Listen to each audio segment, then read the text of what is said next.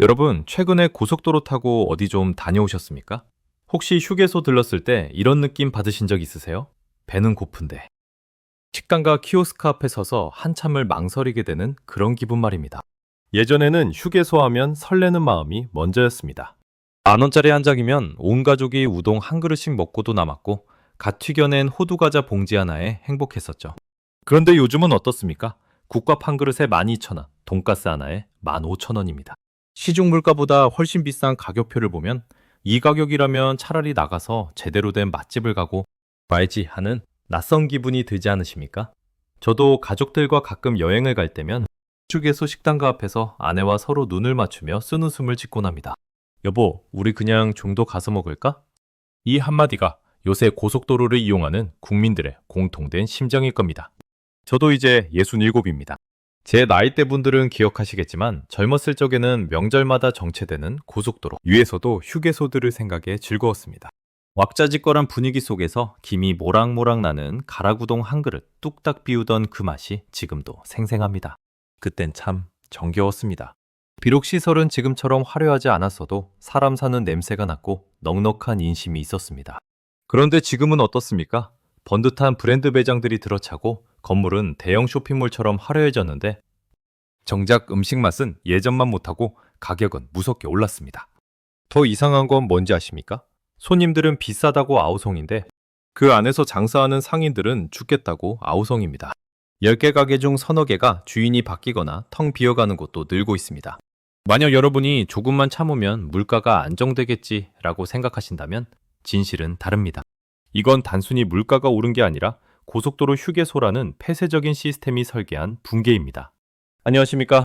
저는 금융권과 부동산 분석업계에서 40년 가까이 일하다가 지난해 정년퇴직을 했고 지금은 작은 경제연구소를 운영하면서 소상공인들의 투자 상담과 상권 분석 컨설팅을 해드리고 있는 김 소장입니다. 1997년 IMF 당시 저는 은행 기업대출 심사역으로 그 위기의 한복판에 있었습니다. 하루에도 수십 명의 사장님이 제 책상 앞에서 무릎을 꿇고 눈물을 흘리던 그 참혹한 현장을 저는 지금도 잊지 못합니다. 수많은 기업과 상권이 무너지는 걸 현장에서 지켜보며 저는 깨달았습니다. 위기는 결코 예고 없이 오지 않는다는 것을요. 그리고 위기는 언제나 가장 약한 곳부터, 그리고 우리가 가장 당연하게 생각하던 곳부터 무너뜨리기 시작합니다. 요즘 제 상담실을 찾는 휴게소 입점 상인들이나 자영업자분들을 보면 그때의 그 서늘한 기운이 다시 느껴집니다. 이 이야기가 여러분의 소중한 자산을 지키고 현명한 소비를 하는 데 도움이 된다면 구독과 좋아요로 함께 해주십시오. 그리고 요즘 휴게소 음식 가격이나 서비스에 대해 어떻게 생각하십니까? 여기 진짜 너무하네 싶었던 경험이나 반대로 여기는 정말 괜찮더라 하는 사례가 있다면 댓글로 남겨주십시오. 제가 직접 하나하나 읽어보고 여러분의 고민에 조언해드리겠습니다. 자, 지금부터 고속도로 휴게소가 왜 이렇게 몰락하고 있는지 그 숨겨진 5가지 진실을 아주 깊숙이 파헤쳐 보겠습니다. 첫 번째 진실, 여러분이 내는 음식값의 절반은 보이지 않는 통행세입니다. 먼저 쉽게 설명해 드리겠습니다. 휴게소 음식값이 비싼 근본적인 이유는 바로 수수료라는 거대한 괴물 때문입니다. 여러분이 휴게소에서 10,000원짜리 비빔밥 한 그릇을 드시면 그 중에서 얼마가 운영업체와 도로공사로 들어가는지 아십니까? 놀라지 마십시오. 적게는 4,000원에서 많게는 5,000원이 넘습니다. 수수료율이 40%에서 50%에 육박한다는 소리입니다. 이게 왜 중요하냐고요? 수수료는 상권의 혈세를 빨아먹는 거머리와 같기 때문입니다.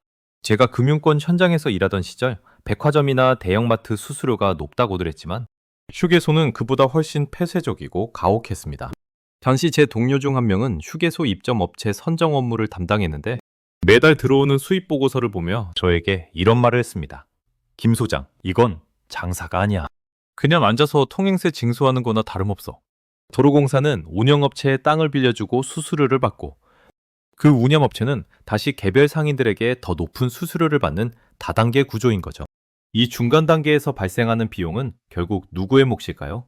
네, 바로 여러분과 저, 소비자의 몫입니다. 지금은 상황이 더 심각합니다. 지난달 제 상담실에 50대 후반의 최 사장이라는 분이 찾아오셨습니다. 3년 동안 고속도로 휴게소에서 면요리 전문점을 운영하셨던 분입니다.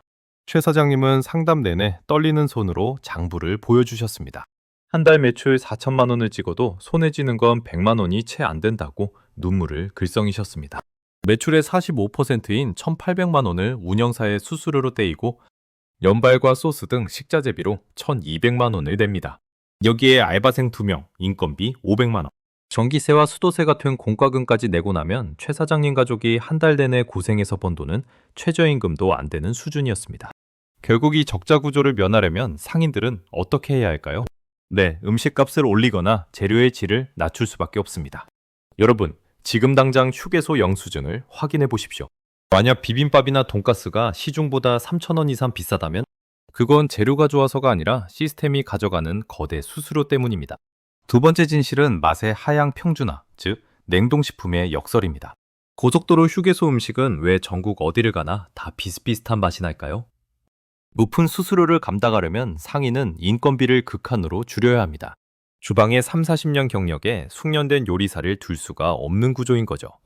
그래서 대부분의 매장이 선택하는 것이 바로 원팩 시스템이라 불리는 냉동 완제품입니다. 공장에서 대량으로 만든 비닐팩에 담긴 국을 데우고 냉동면을 삶아내 놓는 식입니다.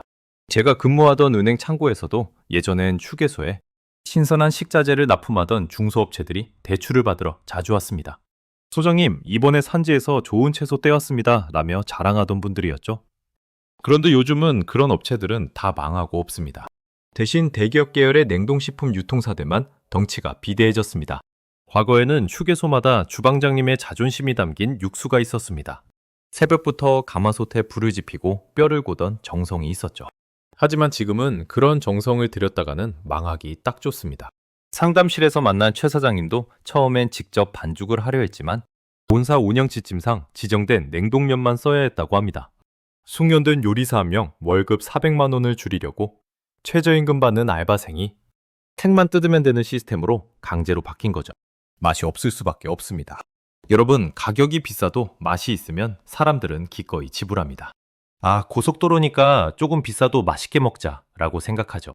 하지만 비싼데 맛까지 냉동 수준이라면 그건 소비자에 대한 기만입니다. 지금 당장 확인하십시오.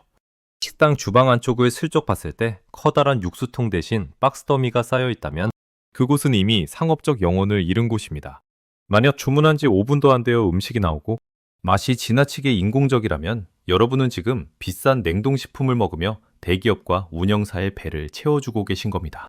세 번째 진실은 독점이 만든 오만함입니다. 고속도로 휴게소는 경쟁자가 없습니다. 여러분이 고속도로 한복판에서 배가 고프면 선택지는 오직 그곳뿐입니다. 제가 과거에 경제 관련 업무를 보며 현장에서 일할 때 뼈저리게 느낀 건 경쟁 없는 독점은 반드시 부패와 나태를 부른다는 사실이었습니다. 도로공사는 운영권을 입찰할 때 누가 국민에게 더 좋은 서비스를 제공할 것인가 보다 더 높은 임대료와 수수료를 낼 것인가를 최우선으로 봅니다. 그러니 운영사들은 입찰에 성공하기 위해 무리한 금액을 써내고 그 돈을 뽑아내기 위해 상인들을 쥐어짜고 그 피해는 고스란히 소비자에게 전가됩니다. 최근 제 상담실을 찾은 한 청년은 휴게소 내 커피 매장을 운영하고 싶어 했습니다. 소장님, 유동인구가 많으니까 잘 되겠죠? 라며 기대에 차 있었죠. 하지만 제가 계산기를 두드려 보니 결과는 참담했습니다. 본사에서 요구하는 초기 권리금과 인테리어 비용이 강남 상가 수준이더군요. 게다가 매달 나가는 고정 수수료가 너무 커서 아메리카노 한 잔을 6,000원 이하로 팔면 무조건 적자인 구조였습니다. 이건 시장 논리가 정상적으로 작동하지 않는 성역입니다. 여러분이 휴게소에서 비싼 돈을 쓰는 건 여러분의 자유로운 선택이 아니라 설계된 독점의 그물에 걸려든 결과물이라는 걸 잊지 마십시오. 네 번째 진실은 스마트한 소비자들의 조용한 반격입니다. 예전에는 정보가 없어서 울며 겨자 먹기로 휴게소에 들렀지만 요즘 세상이 어디 그렇습니까? 내비게이션 앱으로 조금만 검색하면 나들목 근처의 진짜 맛집을 바로 찾아냅니다. 제가 상담실에서 만나는 30대, 40대 젊은 층은 이제 휴게소에서 식사하지 않습니다. 화장실만 이용하고 차를 몰아 근처 지역 상권으로 나갑니다.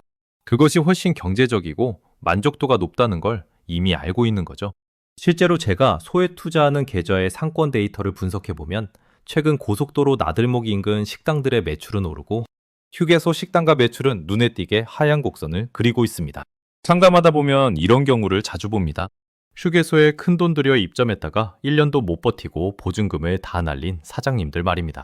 그들은 공통으로 말합니다. 소장님, 사람들이 지갑을 안 열어요. 구경만 하고 그냥 지나가요. 맞습니다. 소비자는 바보가 아닙니다.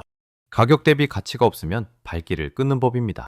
휴게소의 몰락은 외부의 경쟁자가 나타나서가 아니라 내부의 탐욕이 자초한 결과입니다. 다섯 번째 진실은 시스템의 고착화입니다. 한번 올라간 수수료는 절대 내려오지 않습니다. 도로공사도 운영업체도 이미 그 수익에 맞춰 조직을 키워놨고 성과급 장치를 벌였기 때문입니다. 제가 35년 전 IMF 직전에 봤던 부실 기업들의 모습과 똑같습니다. 비용 구조가 너무 무거워서 시장이 변해도 대응을 못하는 겁니다. 결국 휴게소는 점점 더 화려한 인테리어와 브랜드 간판으로 눈속이 마려 하겠지만 속은 높은 가격과 낮은 품질이라는 악취로 가득할 것입니다. 자, 그렇다면 우리는 이 불합리한 위기 속에서 어떻게 행동해야 할까요? 우리의 소중한 자산을 지키는 세 가지 대응 전략을 아주 구체적으로 말씀드리겠습니다. 첫 번째로 말씀드리고 싶은 건 휴게소의 기능을 철저히 분리하라는 것입니다. 여러분, 이제 휴게소는 쉼터와 화장실 용도로만 사용하십시오. 식사는 고속도로에 진입하기 전이나 목적지, 인근 나들목을 빠져나가서 드시는 것이 훨씬 경제적이고 건강에도 좋습니다. 제가 상담했던 김태현이라는 30대 직장인이 있습니다. 이 친구는 여행 갈 때마다 미리 나들목 주변의 기사식당이나 오래된 노포를 2곳 정도 미리 검색해둡니다. 그렇게 식비를 40% 이상 절약하면서도 지역의 숨은 맛집을 발견하는 기쁨을 누리고 있습니다. 두 번째로 말씀드리고 싶은 건 간식 다이어트와 준비성입니다. 휴게소 편의점이나 간식 코너의 물가는 시중보다 20%에서 30% 비쌉니다. 차 안에 작은 보냉 가방 하나만 준비하십시오. 집 근처 마트에서 미리 산 시원한 음료와 간단한 과일, 집에서 만든 샌드위치면 충분합니다. 별거 아닌 것 같지만 4인 가족이 왕복, 고속도로를 이용할 때마다 평균 5만 원에서 8만 원을 아낄 수 있습니다. 요즘 같은 고물가 고금리 시대에 이 정도 금액이면 웬만한 우량주 수익률보다 훨씬 낮습니다. 나가는 돈을 막는 것이 최고의 재테크입니다. 세 번째로 말씀드리고 싶은 건 우리의 소비 권력을 제대로 행사하는 겁니다. 맛없고 비싼 곳에는 단호하게 돈을 쓰지 마십시오. 우리가 불편함을 조금만 감소하고 불합리한 가격에 저항할 때 비로소 저 거대한 독점 시스템도 변화를 고민하게 됩니다. 제가 예전 대기업 재무팀에서 근무할 때 경영진들이 가장 무서워했던 게 뭔지 아십니까? 바로 소비자의 변심과 데이터의 하락이었습니다. 매출이 꺾이기 시작해야 그제야 수수료를 내리고 품질을 개선하겠다는 대책을 세웁니다. 우리가 변해야 휴게소의 비정상적인 수수료가 내려가고 그래야 다시 제대로 된 음식이 우리 밥상에 올라옵니다. 다시 한번 간곡히 말씀드립니다. 고속도로 휴게소의 몰락은 우연이 아닙니다. 구조적인 모순과 탐욕이 한계에 다다른 징후입니다. 1997년 IMF 당시 살아남은 사람들은 특별한 비법이나 거창한 전략이 있었던 게 아닙니다. 단지 자신의 지갑이 어디로 새고 있는지 정확히 파악하고 불필요한 비용을 철저히 통제했던 사람들이었습니다. 그들은 빚을 줄였고 현금을 확보했고 위기 속에서 사태의 본질을 보려 노력했습니다. 남들도 다 비싸게 먹는데 어떡해? 귀찮은. 그냥 여기서 해결하자며 무감각하게 소비를 이어갔던 사람들은 결국 위기의 파도에 휩쓸려 갔습니다. 그 작은 선택의 차이가 몇 년 뒤 자산의 격차를 만듭니다. 오늘 이 영상을 보시는 여러분은 이제 선택해야 합니다. 시스템이 설계한 대로 비싼 대가를 치르는 무기력한 희생자가 될 것인가? 아니면 냉철하게 현실을 분석하고 내 자산을 지키는 현명한 생존자가 될 것인가? 저는 여러분이 후자가 되기를 진심으로 바랍니다. 내일 아침부터 당장 작은 행동 하나만 바꿔보십시오. 이번 주말 가족 나들이를 계획하신다면 휴게소 대신 들을 수 있는 나들목 맛집을 딱 한 곳만 미리 찾아보십시오. 통장 내역을 확인하고 내가 쓴 돈이 정말 가치 있게 쓰였는지 돌아보십시오. 그 작은 변화와 성찰이 거대한 경제, 위기 속에서 여러분과 여러분의 가족을 살릴 수 있는 가장 강력한 무기가 될 것입니다. 오늘 제 이야기가 여러분의 경제적 해안을 넓히는데 조금이라도 도움이 되셨다면 다시 한번 구독과 좋아요 부탁드립니다. 여러분의 응원이 저에게는 큰 힘이 됩니다. 저는 앞으로도 더 유익하고 날카로운 분석, 그리고 진심을 담은 조언으로 다시 찾아뵙는 김 소장이 되겠습니다. 긴 시간 경청해 주셔서 감사합니다. 오늘도 굴럭입니다.